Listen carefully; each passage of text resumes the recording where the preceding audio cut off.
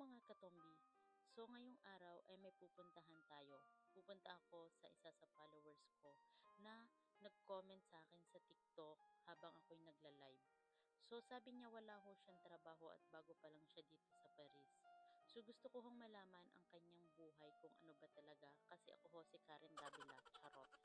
Sinabi ko sa kanya na kapag natapos ako mag-part-time ay pupunta ako sa kanila. So iyon ho ay tinupad ko kasi wala naman ho akong trabaho nitong hapon. So cancel ang trabaho ko ng panghapon ko.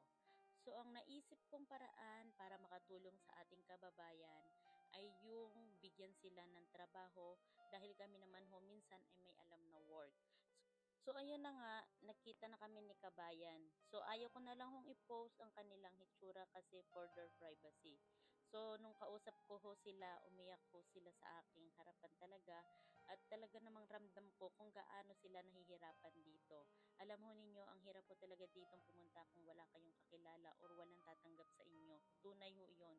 Kung kayo'y pupunta, magdala ho kayo dito ng mga 2,000 euro para naman ho may panggastos kayo. Pero sila as in zero ho, naubusan ho sila ng allowance sa Malta and Poland dahil ho kinancel ng company nila ang TRC kaya ho sila nakarating dito sa France. Kaya sa mga kababayan ko na nandito sa France, baka maaari naman ho ninyong matulungan sila. Kontakin nyo lang ho ako para maibigay ko rin ho ang contact number nila kasi kailangan ho nila ng trabaho. Please po mga kababayan na nanonood ng TikTok ko, Facebook ko, or YouTube ko. Pero bago ang lahat ay para makatulong naman ho ako sa kanila, idinaan ko sila sa Luklor at pinag-grocery ko ho sila para meron ho silang pangkain this week. So hindi naman ho ako mayaman, ang akin lamang ay yung makatulong tayo sa kapwa natin.